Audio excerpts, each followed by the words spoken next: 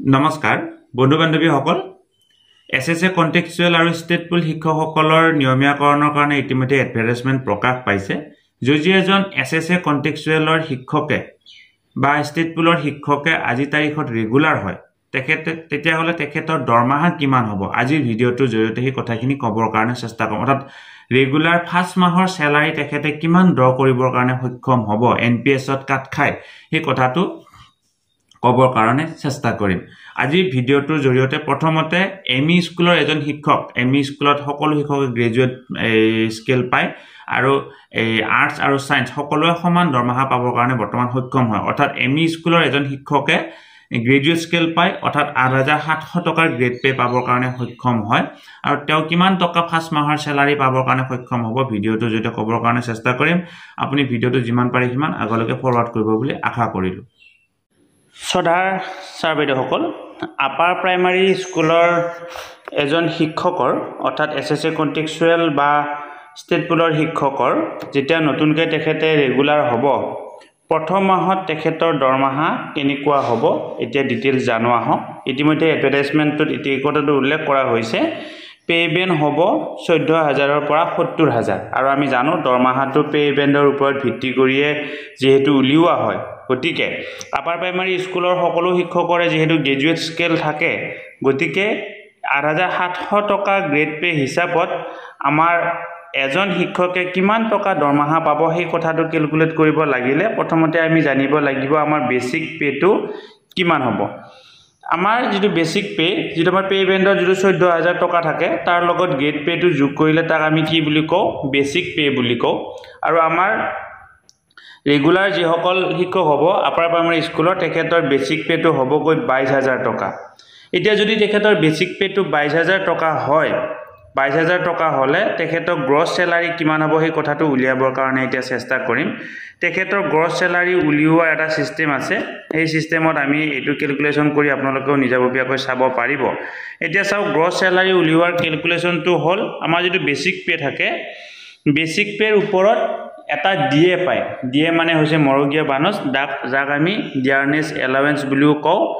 এই ডিএ টো বৰ্তমান 50% হৈ আছে বৰ্তমান ৰেগুলাৰ কৰ্মচাৰী সকলে 50% ডিএ পায় গতিকে 22700 টকাৰ যদি আমি ডিএ উলিয়াবৰ কাৰণে যাও বা মৰগিয়া বানস উলিয়াবৰ কাৰণে যাও তেতিয়া হলে আমি 50% উলিয়ালে আমি 11350 টকা পাম তাৰ পিছত হৈছে এইচআৰ মানে হৈছে হাউস ৰেন্টটো আমাৰ 4 প্ৰকাৰৰ আছে 7% 10% 12% আৰু 15% কিন্তু আমি এটো 7% হিচাপে উলিয়াইছো আপুনি যদি সদৰত থাকে বেলেগ হ'ব আপুনি যদি মহানগৰত থাকে বেলেগ হ'ব তেনেকুৱা ধৰণে আপোনাৰ চাকৰিৰ য'ত চাকৰি কৰে তাৰ ওপৰত ভিত্তি কৰি আপোনাৰ এইচআৰ টো হ'ব গতিকে আমি 7% হিচাপে উলাইছো আপুনি নিজৰ হিচাপত আপুনি চাকৰি য'ত কৰে তাৰ ওপৰত ভিত্তি কৰি আপোনাৰ সেই বেসিক এইচআৰ টো বৃদ্ধিও হ'ব পাৰে কিন্তু মিনিমাম 7% আমাৰ হাউস ৰেন্ট পোৱা যায় গতিকে তাৰ ওপৰত ভিত্তি কৰি মিনিমাম আপুনি এই দৰমহাটো পাবই তাৰ পিছত এমএ টো হৈছে মেডিকেল 600 টকা ফিক্স হয় গতিকে এমই স্কুলৰ এজন শিক্ষকে গ্ৰছ গ্ৰেন্ড টোটাল যেটো আমি গ্ৰছ বুলি কও গ্ৰছ স্যালাৰি পাব 36239 টকা তেখেতে গ্ৰছ স্যালাৰি পাব এতিয়া এটো হৈছে গ্ৰছ কিন্তু এই গ্ৰছটোৰ পৰা আকৌ এটা পইচা কাট খায় যেটো পইচা নেকি আমাৰ চৰকাৰক টেক্স হিচাপে দিব লাগে আৰু তাৰ উপৰিও আমাৰ এনপিএস হিচাপে জমা হয় ৰেগুলাৰ কৰ্মচাৰী সকলৰ এনপিএস থাকে যেটো নেকি আগতে কি আছিল আমাৰ এই জিপিএফ আছিল বৰ্তমান এনপিএস হৈছে এতিয়া আমাৰ যেতিয়া এনপিএস উলিয়াব লাগিলে আকৌ আপুনি দুটা ফিগাৰ যোগ কৰিব লাগিব হেতু হৈছে বেসিক পে আৰু ডিএ এনপিএস টো বেসিক পে আৰু ডিএৰ ওপৰত ভিত্তি কৰি উলিওৱা হয় এই কৰ্মচাৰীজনৰ যেহেতু বেসিক পে 22700 আছিল আৰু ডিএ 11335 টকা আছিল গতিকে তেখেতৰ এই টোটাল এই দুটা মিলি টোটাল হল 34050 টকা গতিকে তেখেতৰ এনপিএস ৰ পইচাটো কাট খাব 34050 টকাৰ ওপৰত এতিয়া চাওক টোটাল ডিডাকশনত যেহেতু এনপিএস টো আমাৰ আছিল ইয়াতে 34050 টকা এই 34050 টকাৰ যদি আমি 10% উলিয়াও তেতিয়া হলে কিমান হ'ব 3450 টকা আৰু এটো হৈছে পি টেক্স 208 টকা ফিক্স হয় GIS 200 টকা ফিক্স হয় তাৰ পিছত এতিয়া নতুনকৈ এটা পইচা কাট খাব মুখ্যমন্ত্ৰী লোকসেৱক আৰোগ্য যোজনা এইটো আপোনাৰ ওপৰত নিৰ্ভৰ কৰিব আপুনি এই পইচাটো কাট খাব দিব নে নিদিয়ে আমাৰ গ্ৰেডৰ ওপৰত ভিত্তি কৰি ফৰ্থ গ্ৰেড বিলাকৰ 125 থাৰ্ড গ্ৰেড বিলাক আমি এলপি শিক্ষক বিলাক থাৰ্ড গ্ৰেডত পঢ়ো 225 টকা তাৰ পিছত সেকেন্ড গ্ৰেড বিলাকৰ 325 আৰু ফাৰ্স্ট গ্ৰেড বিলাকৰ 425 টকা কাট খায় আপুনি যদি এই পইচাটো কাট খাব দিয়ে তেতিয়া এখন আন্ডাৰটেকিং দিব লাগিব আৰু কাট খাব নিদিলে এখন আন্ডাৰটেকিং দিব লাগিব কাট খাব দিলে 225 টকা কাট খাব নিদিলে 225 টকা কাট নাখায় গতিকে এই চাৰিটা যোগ কৰি কিমান হ'ল আমাৰ 3813 টকা অৰ্থাৎ এমই স্কুলৰ ৰেগুলাৰ শিক্ষক এজনৰ প্ৰথম মাহত 3813 টকা কাট খাব এতিয়া গ্ৰছ স্যালাৰিৰ পৰা যদি আমি এটো বিগ কৰি দিও হেতুক নেট স্যালাৰি বুলি কোৱা হয় যেটো নেকি দৰমাহা ড্ৰ কৰিব পৰা যাব এটো বলা হয় নেট স্যালাৰি এটা নেট স্যালাৰিটো কিমান হ'ব গ্ৰছ স্যালাৰি আছিল আমাৰ 36239 টকা টোটাল ডিডাকশন হল এই 3813 টকা এটা নেট স্যালাৰি হল 32426 টকা অৰ্থাৎ এজন এসএসএ কনটেক্সচুৱেল আৰু ষ্টেট পুলৰ ৰেগুলাৰ কৰ্মচাৰীয়ে প্ৰথম মাহতে জয়েন কৰি তেখেতে নেট স্যালাৰি অৰ্থাৎ হাতত 32424 টকা ড্ৰ কৰিব পাৰিব কিন্তু ইয়াত এটা কথা আছে যদি এই কেদিনৰ ভিতৰত আকৌ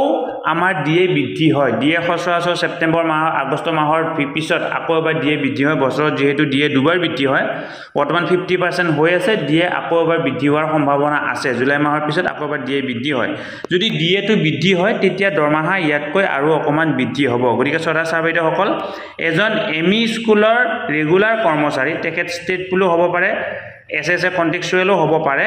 তেখেতে জয়েন কৰাৰ পিছতে যেতিয়া তেখেতে ৰেগুলাৰ চাকৰি ৰেগুলাৰ পাব ৰেগুলাৰ পাই প্ৰথম মাহৰ দৰমাহা তেখেতে যদি তেখেতে যেহেতু গ্ৰেজুৱেটে হ'ব হলে তেখেতে প্ৰথম মাহৰ দৰমাহা ড্ৰ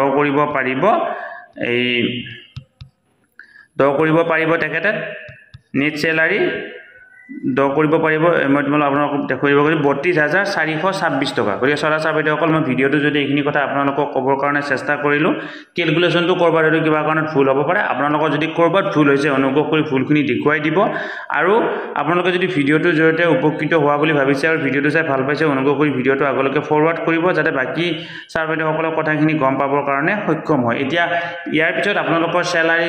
কিমান কমে হেতু আপোনালোকে নিজাববীয়াকৈ গম পাব যে কি আপোনাৰ বৰ্তমান কিমান পাই আছিল আৰু প্ৰথম মাহত আপোনালোকে কিমান পাবৰ কাৰণে সক্ষম হ'ব ছাৰ-বাইদেউসকল নলিনীকান্ত ডেকা নামৰ ইউটিউব চেনেলটোৰ জৰিয়তে যেহেতু আমি শিক্ষক ৰিলেটেড ইনফৰমেশন সমূহ ছাত্ৰ-ছাত্ৰী ৰিলেটেড ইনফৰমেশন সমূহ আৰু বিদ্যাৰ্থী ৰিলেটেড ইনফৰমেশন সমূহ দিবৰ কাৰণে চেষ্টা কৰোঁ আজি যদি প্ৰথমবাৰৰ কাৰণে আপুনি